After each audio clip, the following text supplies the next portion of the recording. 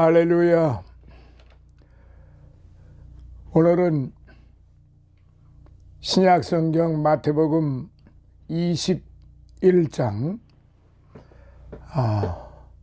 1절로부터 또 시작하겠습니다. 지난 20장까지 저와 여러분들은 많은 은혜를 하나님의 말씀을 통해서 받았습니다. 또 부족하지만 제가 1장부터 20장까지 강해하면서 여러 가지 많은 것을 말씀을 드렸지요.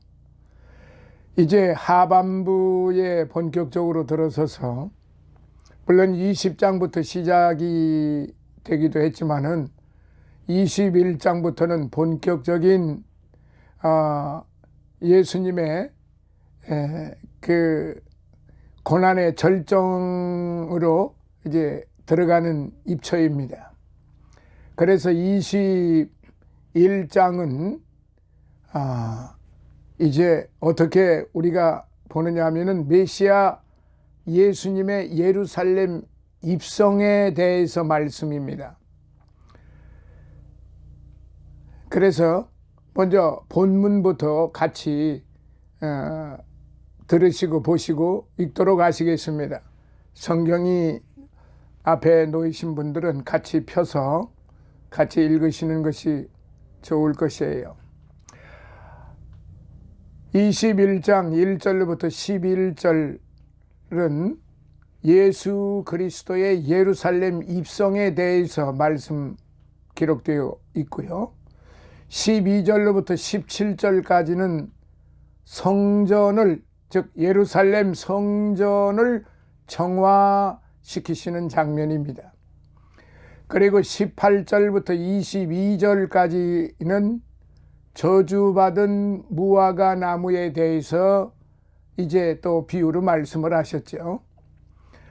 그리고 23절로부터 27절은 성전에서의 논쟁, 28절로부터 32절은 두 아들의 비유, 그리고 33절로부터 46절까지는 악한 농부들의 비유, 이렇게 구성이 되어 있습니다. 그래서 지금 이 시간에는 1절로부터 11절 예수님의 예루살렘 입성에 대해서 이제 같이 성경 말씀을 읽도록 그렇게 하시겠습니다. 이제 21-1편 21-1편으로 본격적으로 들어가도록 하겠습니다. 저희가 예루살렘에 가까이 와서 감람산 벳박에 이르렀을 때에 예수께서 두 제자를 보내시며 이르시되 너희 맞은편 마을로 가라. 곧 매인 나귀와 나귀 새끼가 함께 있는 것을 보리니 풀어 내게로 끌고 오너라. 만일 누가 무슨 말을 하거든 주가 쓰시겠다 하라. 그리하면 즉시 보내리라 하시니 이는 선지자로 하신 말씀을 이루려 하심이라. 일렀으되 시온 딸들에게 이르기를 네 왕이 네게 임하나니 그는 겸손하여 나귀 곧 멍에 매는 짐승의 새끼를 탔도다 하라 하였느니라. 제자들이 가서 예수의 명하신 대로 하여 나귀와 나귀 새끼들을 끌고 가서 자기들의 겉옷을 그 위에 얹음에 예수께서 그 위에 타시니 무리의 대부분은 그 겉옷을 길에 펴며 다른 이는 나무 가지를 베어 길에 펴고 앞에서 가고 뒤에서 따르는 무리가 소리질러 가로되 호산나 다윗의 자손이여 찬송하리로다. 주의 이름으로 오시는 이여 가장 높은 곳에서 호산나 하더라. 예수께서 예루살렘에 들어가시니 온 성이 소동하여 가로되 이는 누구뇨 하거늘 무리가 가로되 갈릴리 나사렛에서 나온 선지자 예수라 하니라. 아멘. 자, 이제 1절로부터 11절까지를 함께 읽으셨어요. 21장은 예수님의 예루살렘 입성과 함께 시작되는 고난주간의 첫째 날과 둘째 날 그리고 셋째 날에 관한 내용입니다. 즉 고난주간의 첫째 날에 일어난 승리의 예루살렘 입성과 성전 정결 사건 1절로부터 17절, 둘째 날에 일어난 열매 없는 무화과 나무에 대한 저주 18절부터 22절, 그리고 셋째 날에 일어난 예수님의 권위에 대한 논쟁과 두 아들의 비유 및 포도원 농부의 비유가 23절로부터 46절에 이제 언급되고 있습니다. 이와 같은 내용으로 구성되어 있는 본장에서 우리는 예수님과 당시 유대 종교자들 사이에 팽팽한 긴장감이 감돌기 시작함을 느낄 수가 있어요. 결국 이러한 긴장감은 갈수록 그 강도가 더해 가다가 마침내 골고다 언덕에서 클라이맥스를 이루게 되지요. 한편 나귀 새끼를 타고 예루살렘으로 입성하신 예수님의 모습은 구약 성경의 예언을 스가랴서 9장 9절이에요. 구약 성경의 예언을 온전히 성취하심과 아울러 초림의 주님께서 고난의 메시아이심을 보여주기 위한 상징적인 표현이라고 볼 수 있습니다. 자, 그래서 이제 각 절을 한번 살펴보도록 하는데요. 감람산, 예루살렘 동편에 위치한 산으로 감람나무가 많은 까닭에 이 같은 이름이 붙여졌는데 이곳에서 예루살렘을 한눈에 내려다볼 수 있어요. 벳바게, 무화과의 장소라는 뜻으로 예루살렘과 베다니 사이에 자리한 동네인데 감람산 남쪽 기슭에 위치하였어요. 두 제자를 보내시며, 여기 두 제자는 12제자 중에 두 사람, 즉 베드로와 요한일 것입니다. 누가복음 22장 8절에. 한편 여기서 예수님이 불과 2-3km 정도밖에 떨어지지 않은 예루살렘을 굳이 나귀로 입성하시려 한 이유는 이 시점에서 당신이 메시아임을 공개적으로 드러내시면서 스가랴서 9장 9절의 예언을 성취하시기 위함이었던 것 같습니다.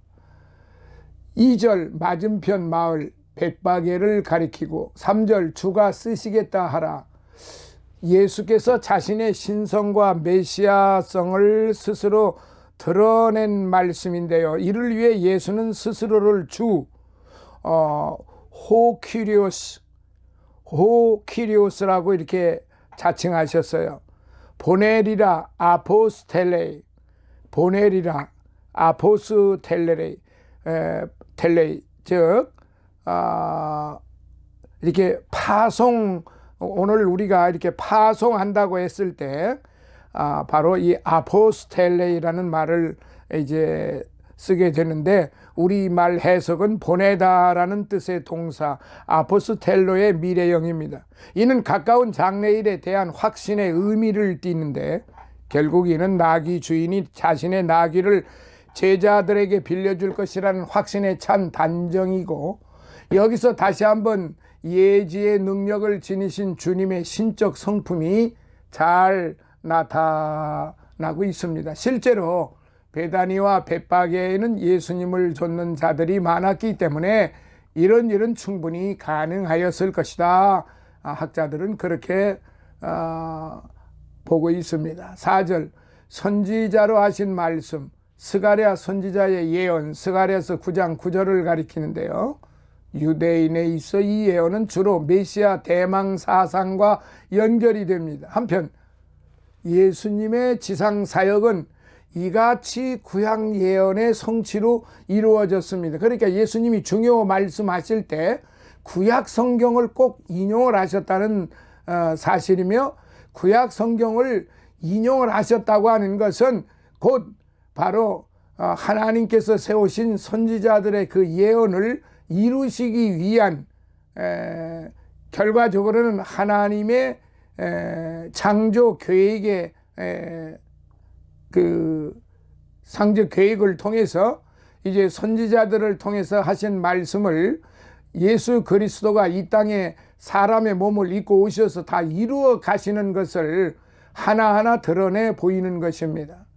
5절, 네 왕이 짐승의 새끼를 탔도다.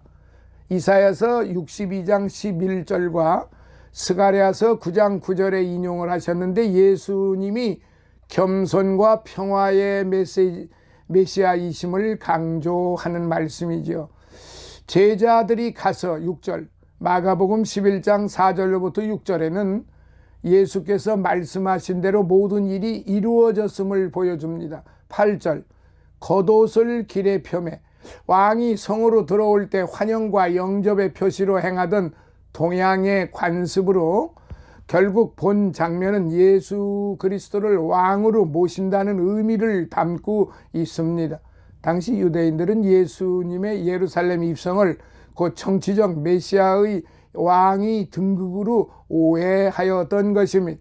9절, 호산나, 이제 구원하소서 란 뜻의 히브리어 호시아나, 호시아나를 헬라어로 음역한 것으로서 기원과 찬양의 의미를 내포합니다. 그런데 시간이 흐름에 따라 본래의 의미는 퇴색되고 주로 축하와 기쁨을 뜻하는 말로 사용이 되었습니다. 그리고 21장 10절, 온 성이 소동하여 유월절 절기를 지키려고 모여든 순례자들로 예루살렘이 대단히 혼잡했음을 나타내는 말인데요. 매해 유월절이 되면 약 250만 명이 예루살렘으로 모여들었다고 하니까 그 규모가 얼마나 대단한지요. 우리가 축구장을 보통 그냥 평균 잡아서 7, 8만 명, 그저 뭐 10만 명 들어가는 곳도 있다고 하지만은, 예를 들어서 8만 명 정도가 들어간다고 했을 때 몇 배가 되겠습니까? 8만 명이면은 482, 이게 38이 24, 3배보다 조금 많죠. 그러니까 매해 6월절이 되면은 250여만 명이 예루살렘으로 모여들었다고 하니까 그 규모를 한번 상상해 볼 수가 있습니다. 자, 그렇다고 하면은 이 부분에 대해서 우리가 한번 좀 살펴봐야 되겠지요. 소위 승리의 입성, 승리의 입성이라고 일컬어지는 부분인데, 즉 예수께서 성 고난 주간 첫째 날 곧 일요일에 스가랴서 9장 9절의 예언에서 보여졌듯이 나귀를 타시고 죽음이 기다리는 예루살렘에 입성을 하셨던 거지요. 그러나 이 사건은 나귀를 타신 평화의 왕으로서의 예수님의 존재와 예수님의 메시아적 신분을 공개했다는 측면에서 볼 때, 또 일주일 후에 맞게 될 부활의 영광을 예시한다는 측면에서 승리와 영광의 사건이었던 것이지요. 자, 이 부분을 이제 몇 가지로 좀 나누어서 구체적으로 좀 말씀을 드려보도록 할게요. 첫 번째, 이미 예언되었던 예루살렘 입성, 이미 예언되었던 예루살렘 입성에 대해서입니다. 이러한 메시아의 예루살렘 입성에 관해 이미 스가랴 선지자에 의하여 예언되었던 것입니다. 특히 이 말씀은 시온의 왕은 겸손하셔서 나귀를 새끼를 타고 오신다고 하셨는데, 즉 심히 고대하던 메시아가 마침내 이 역사 가운데 나타나실 때에는 위험으로서가 아닌 온유함으로 오실 것이라는 것이죠. 그리하여 예수 그리스도께서는 이 예언의 말씀대로 그렇게 온유하고 초라한 모습으로 입성하셨던 거예요. 이렇듯 시온의 왕에게서는 온유함과 겸손한 모습이 온전히 보여졌으며, 이것이 바로 그의 승리의 예루살렘 입성을 특정지었던 것입니다. 그러므로 메시아를 주로 모신 시온 백성들이 이 세상의 삶에 대하여 욕심과 야망을 가지고서 자기 자랑을 일삼고 설쳐대는 것은 메시아의 정신에 너무도 배치되는 일이 아니겠는가, 이 말씀이죠. 다시 말씀드리면 예수 그리스도께서 메시아로 입성하신 것이 중요한 것이지, 그 어떤 고결한 모습으로 무슨 명예로, 지식으로, 재물로 그런 걸 보여주시고 권세를 보여주시기 위해서 세상을 향하여 그런 거를 보여주시기 위해서 입성치 않으셨다는 거예요. 하나님의 영광과 하나님의 뜻을 이루어드리기 위하여 승리의 예루살렘 성으로 입성하셨다는 거죠. 오늘날 많은 현대 신학자들이나 목회자들, 그리고 전도하는 사람들의 그 성향을 보면은 상당히 이 주님의 입성하신 뜻과 정면으로 배치되는 그러한 모습들을 많이 볼 수가 있어요. 하나님의 말씀을 전하고 하나님의 몸된 교회에서 하나님의 뜻을 이루어드리고 하나님의 영광을 위하여 일하는, 그러니까 전하는 이들의 행태로는 바로 주님의 이런 뜻을 따라야 하는 것이 올바른 일이지, 무슨 학연이나 지연이나 등등의 그런 모든 것들을 동원해 가지고 그런 걸 나타내 보여주고 그런 거에 의해서 선택되어지고 그렇게 운영되어지는 것 자체가 그리스도적이 아니라는 거지요. 우리는 잘 생각해 봐야 되지 않겠어요? 경영학을 많이, 경영대를 졸업했다고 그래서 목회자가 더 중요하다, 그게 맞는 말일까요? 법대를 나왔다고 그래서 목회자가 그게 더 중요한 것일까요? 기타 다른 어떤 재능이 있다고 해서 그게 하나님의 뜻과 일치가 되는 것일까요? 여기 지금 예수님이 예루살렘 성으로 입성하셨다고 하는 것은 하나님께서 이 죄인들을, 불효막심한 이 선택된 백성들, 주의 자녀들이 너무나도 엉터리 없는 하나님의 뜻과 배치되는 일들을 하기 때문에, 포항무도한 일들을 하기 때문에, 우상을 섬기기 때문에 탐욕이 그야말로 온 누리에 만연하기 때문에 온 교회에 탐욕이 가득하고 권세가 가득하고 모든 일에 대해서 사람 일이 더 중요한 그런 모습들을 오래전서부터 보시고 계셨기 때문에 오늘 저와 여러분들은 그런 부분에 대해서 우리가 바르게 생각을 해야 될 것이다, 이것이죠. 그렇기 때문에 승리의 예루살렘 성에 입성하셨다는 것은 하나님의 뜻을 이루시기 위해 입성하신 것이지 다른 것이 없잖아요. 하나님의 뜻을 이루어 드리고 하나님의 영광을 드러내기 위해서, 그리고 그 죄인된 인간들을 구원하시기 위해서 그렇게 온유하고 겸손한 모습으로 입성을 하신 것이, 이 세상의 권세와 명예와 재물과 등등의 모든 것을 드러내기 위해서 그렇게 오신 거 아니잖아요. 그런데 이 세상에서는 소위 하나님의 몸된 교회에서 하나님의 종들을 이제 복음을 전하는 목회자들을 청할 때나 기타 하여튼 여러 가지 면면에서 볼 때 그가 가지고 있는 온유함과 겸손함, 그리고 그가 하나님의 뜻을 어떻게 이루어 갈 것인가 하는 등등의 미래 지향성을 바라보고 선택을 해야 되는데, 그가 무슨 서울대를 나오고 연세대를 나오고 유명한 대학을 나오고 무슨 박사가 되고 그런 거를 일일이 꼼꼼히 따져서 선택을 한다. 이게 바로 바울 사도가 고백했듯이, 내가 내 마음속에 두 가지 마음이 있는데, 하나는 하나님을 향하는 마음, 하나는 사단을 향하는 마음, 두 가지가 있다고 그랬어요. 그런데 우리가 하나님을 향하는 마음으로 달려가야 되지 않겠어요? 바울 사도가 내가 사람을 좋게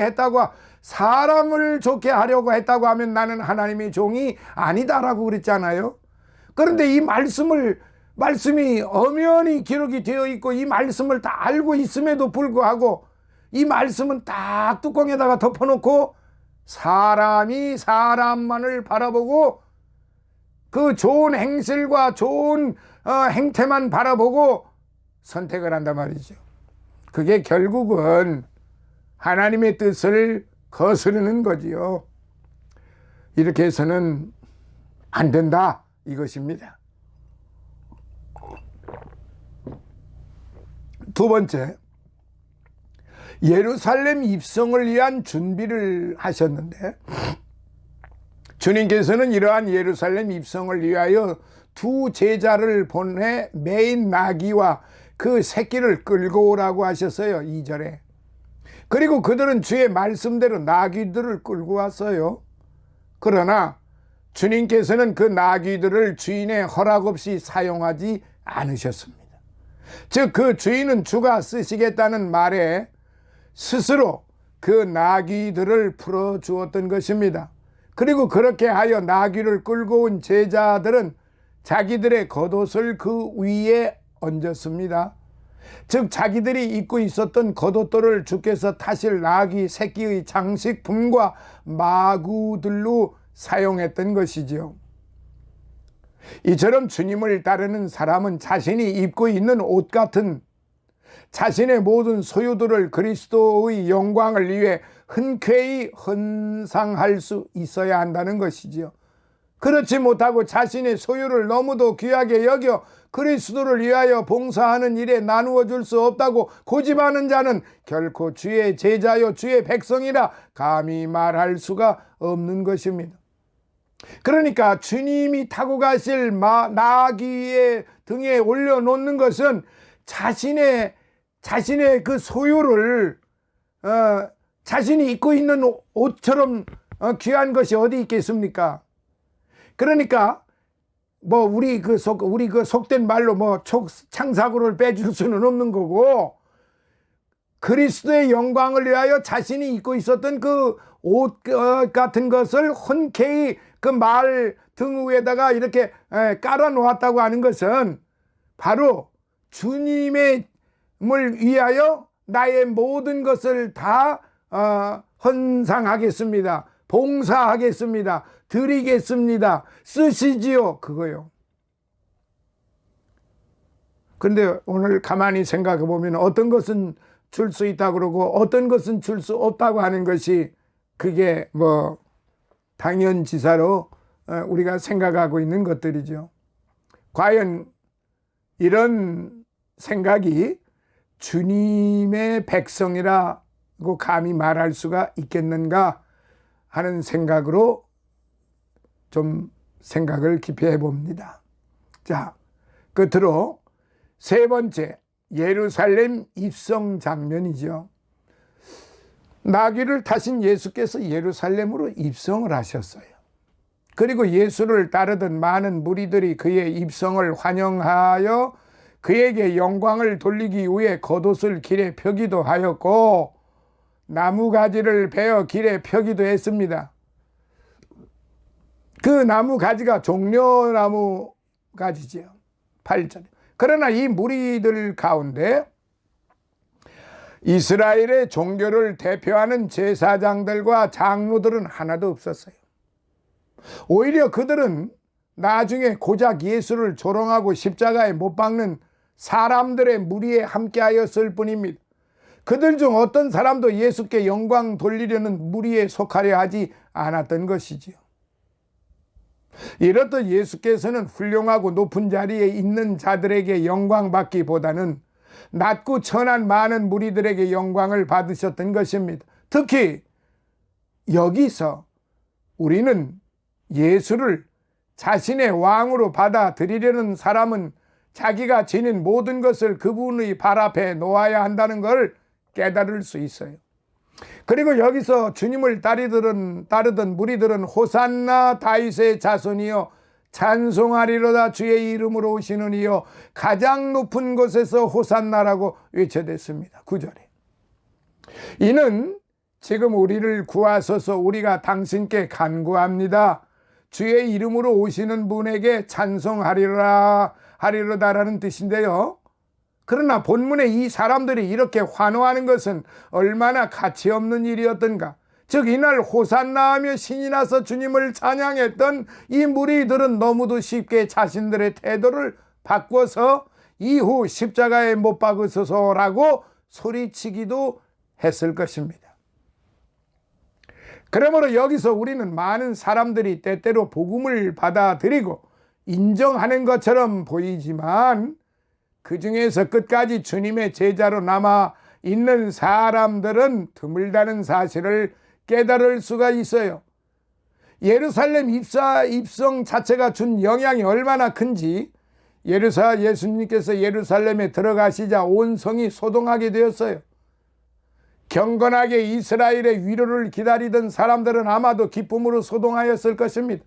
그러나 반면에 바리새인들 같이 주님을 미워했던 사람들은 시기로 가득 차 수군거렸을 거예요. 그러므로 여기서 또한 우리는 그리스도의 나라가 도래하고 있다는 사실 앞에서 사람들의 마음은 여러 가지로 다양하게 요동한다는 것을 알게 되는 것입니다. 그런데 놀라운 사실은 그 나라에 어떻게 반응하느냐에 따라 그의 영원한 미래가 결정된다는 것이지요. 사랑하시는 성도 여러분, 오늘 이 말씀을 통해서 예루살렘에 입성하신 예수님의 모습과 그리고 주께서 쓰시겠다라고 했을 때 서슴없이 나귀를 내준 그 농부의 그 마음도 헤아려 볼 것이며 또 제자들이 자기들이 입은 겉옷을 말 위에다가 그 안장 위에다가 다 갈아 놓는 놓은 그런 장면들을 우리가 곰곰이 되새겨봐야 할 것입니다. 오늘 우리가 주님의 영광을 위하여 그렇게 하고 있는가?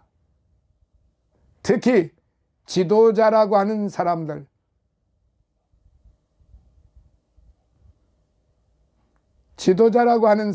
목회자라고 하는 사람들, 주의 말씀을 전하는 자라고 하는 사람들, 정말로 심각하게 받아들여야 할 일입니다. 주님이 예루살렘 성으로 입성하실 때 어떻게 입성하셨는가? 그리고 그 입성하셔서 하신 일이 어떤 일이신가를 심각하게 되새겨봐야 할 것입니다. 주께서 쓰시겠다고 했을 때 서슴없이 나귀를 내준 이 나귀 주인의 그 마음도 한번 우리가 살펴봐야 할 것입니다. 등등. 아무튼 이 장에서 우리가 깨달아야 할 점들이 너무나도 많습니다. 이런 말씀을 생각하시면서 다음 21-2편에서 여러분을 만나 뵙도록 하겠습니다. 감사합니다. 다시 봬요. 할렐루야.